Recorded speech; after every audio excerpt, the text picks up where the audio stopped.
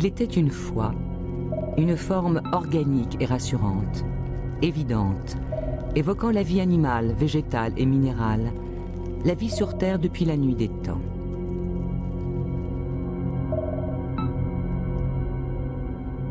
Avec sa coquille translucide qui laisse deviner ses entrailles, l'ordinateur iMac d'Apple apparaît en 1998 et devient aussitôt un phénomène de société. Le plus vendu des objets informatiques parce qu'il est beau et chaleureux.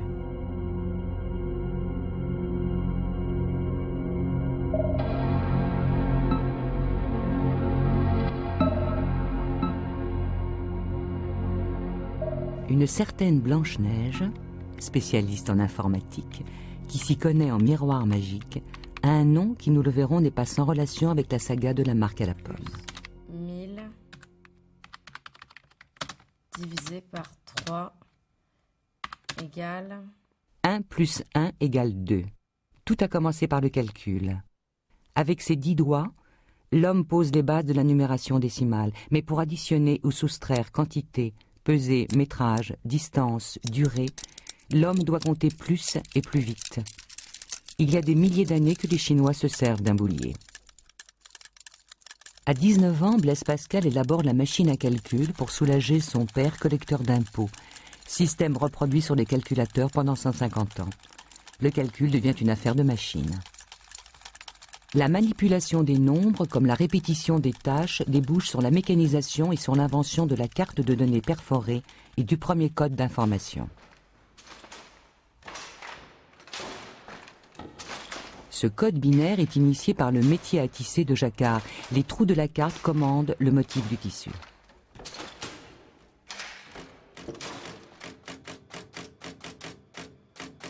En 1921, la machine à sélecteur de cartes fait de son inventeur, le Norvégien Bull, un pionnier de l'informatique européenne.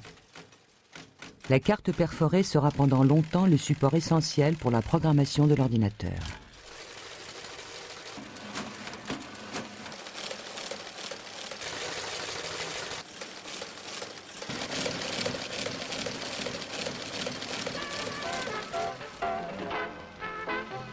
Aussi, devant le volume considérable d'informations à traiter, la SNCF s'était-elle tournée dès leur apparition vers des équipements mécanographiques.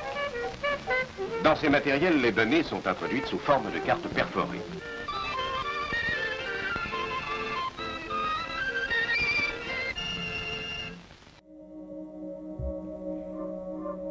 La Seconde Guerre mondiale provoque l'avènement de l'ère informatique et l'apparition de monstrueuses machines à calcul, fonctionnant avec 18 000 tubes à vide et aussi performantes que nos actuelles calculettes.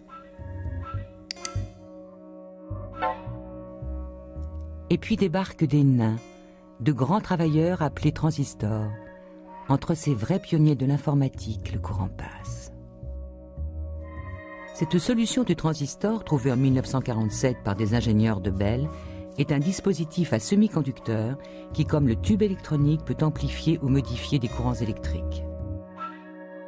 Pourtant, les informaticiens attendront 10 ans avant de se jeter sur cette invention du siècle. Le mot ordinateur est inventé en 1955, le premier circuit imprimé 2 ans plus tard. À chaque fois que l'on double le nombre de transistors, on double la rapidité de calcul. La course à la miniaturisation a commencé. Il est même possible à une même machine d'imprimer 2 documents différents à des vitesses différentes. La recherche américaine a développé, grâce aux universitaires et à la défense nationale, les ordinateurs commerciaux, civils et surtout militaires. La guerre moderne reste une guerre de calcul, de vitesse et de projectiles. Le microprocesseur est un géant comparé au transistor et peut comporter plusieurs circuits intégrés. Cette puce, à la base de la micro-informatique, est capable d'effectuer 60 000 opérations à la seconde. Depuis son invention en 1970, ce nombre double environ tous les 18 mois. C'est la loi Moore. À peine 30 ans plus tard, le iMac en effectue 100 fois plus.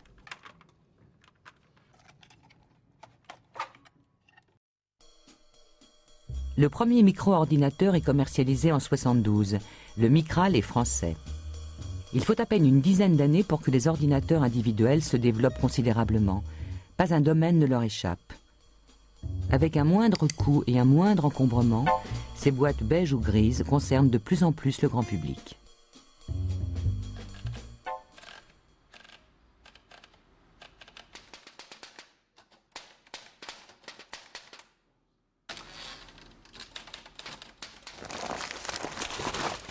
Avant, le monde était plus grand. Tout était plus loin, plus lourd, plus encombrant. Tout rétrécit aujourd'hui. Le temps, les distances, les objets. 1 mètre cube de fiches perforées égale une disquette. 540 disquettes égale un CD. 7 CD égale un DVD. Apple a revendiqué, suivant ses humeurs selon l'époque, plusieurs origines pour son patronyme au logo dessiné par Rob Janoff. Pomme croquée aux couleurs de l'arc-en-ciel dans le désordre.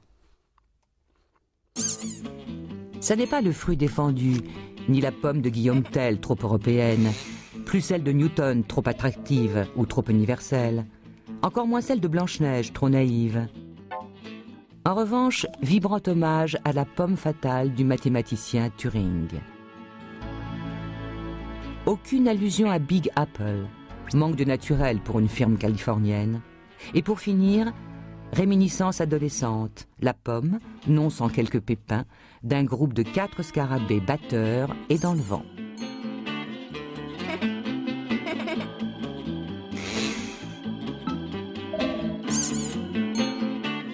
C'est dans un garage de Palo Alto que le 1er avril 1976, 2 jeunes informaticiens américains, Steve Wozniak et Steve Jobs, fondent Apple Computer et proposent le premier ordinateur personnel très bon marché, fiable et simple.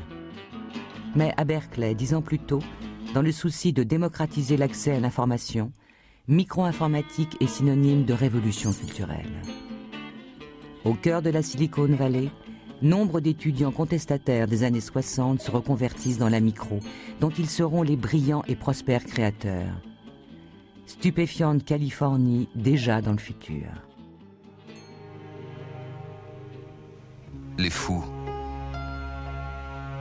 les marginaux, les rebelles, les anticonformistes, les dissidents. C'est toute l'histoire d'Apple dans ce cri identitaire, plus que publicitaire, qui revendique avant tout une filiation éthique, philosophique et créative, tout en voulant introduire dans le monde informatique la même révolution que celle de Ford à l'automobile. Nous voyons du génie, car seuls ceux qui sont assez fous pour penser qu'ils peuvent changer le monde y parviennent. En 1976, un ébéniste de la Silicon Valley fait la boîte du premier Apple, juste pour cacher la carte mère, le gestionnaire de clavier. Trop tôt pour parler d'un design repérable.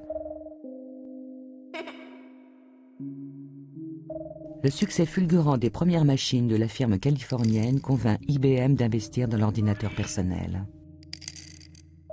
Apple établit son système avec la première machine comportant une interface graphique commandée par une souris. Au nom de Pomme, comme pour tous les Macs qui suivent, le Macintosh. Le studio Frog Design, chargé de son identité esthétique, impose un concept de lignes pures et claires, appelé Snow White, qui durera jusqu'au iMac. La conception du design selon Apple, fonction basique et capitale au même titre que matériel ou logiciel, entraîne la création de son important groupe de design maison.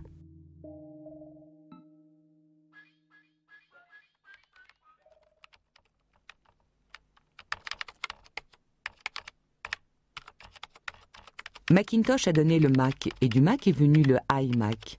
Mais que sous-entend ce i? Le i du iMac comme Internet, hypothèse logique, ou le i du iMac comme le i anglais, hypothèse affective, ou le i de iMac comme i Jonathan, hypothèse des designers. Le designer du iMac est consultant chez Tangerine à Londres quand il est repéré par Apple. À l'âge de 23 ans, il rejoint la tribu Mac. Nommé directeur du design, Ive, en vrai prince charmant, ramène la firme à la vie comme Blanche-Neige, car son iMac redonne la pêche à la pomme. The intellectual debate that precedes the giving of form when you're designing high technology products is, I think, probably the most important part of the design process. So, for example, with the iMac, I mean, we had a number of challenges and a number of different goals. On one hand, we wanted to design a product of the future, you know, a product that would sit happily in the future, but is at the same time sort of strangely familiar and accessible. Because one thing it's very easy to forget, there are a huge number of people who are terrified of technology and don't use and exploit the opportunities that technology would provide because they find the objects and the tools difficult to comprehend. Le iMac, fermé comme une huître translucide, nous fait croire que voir la technique suffit à la comprendre. C'est un tout en un, comme le Macintosh. Tous les éléments vitaux sont serrés dans la coque de cette machine très compacte.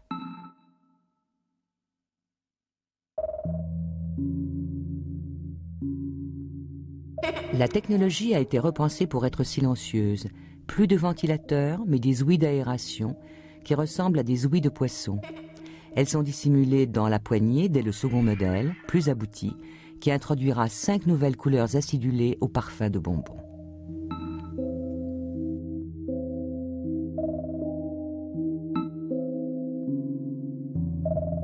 Blueberry, grape, tangerine, lime and strawberry. Le iMac amène une explosion de couleurs chez Apple, comme si le spectre de l'arc-en-ciel de la pomme était passé dans les machines. Et en même temps que les ordinateurs prennent des couleurs, le sigle perd les siennes, devient monochrome, pour faire sérieux.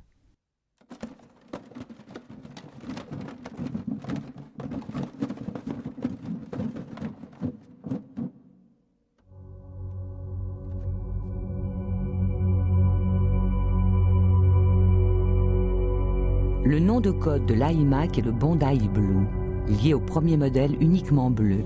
Bondi est la grande plage de surf australienne.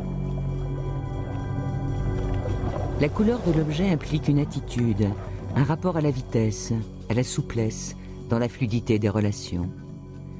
Cette relation au surf ne peut qu'évoquer le monde de la glisse, surfer sur la toile, le net. La forme de l'œuvre traverse l'histoire de l'art et du design. Le volume arrondi et organique établit avant tout une relation rassurante à l'objet, surtout s'il est complexe, un sentiment de protection dans l'enveloppant, le maternant.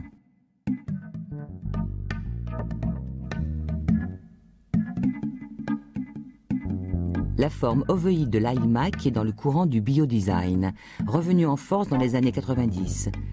Luigi Colani est le promoteur de ce mouvement dès les années 60. L'électroménager s'est coulé dans le biodesign, avec des marques qui tendent à évoquer confort et plénitude.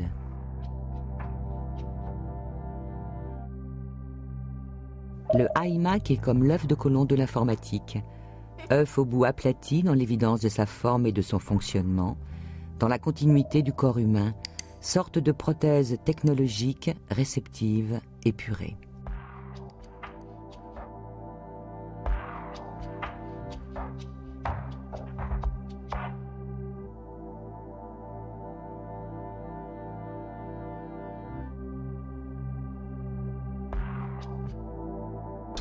Why did we choose translucency? And I think there are a number of reasons. I mean, one is it's a celebration of the material. You know, I mean, plastic can be as easily translucent as it is opaque.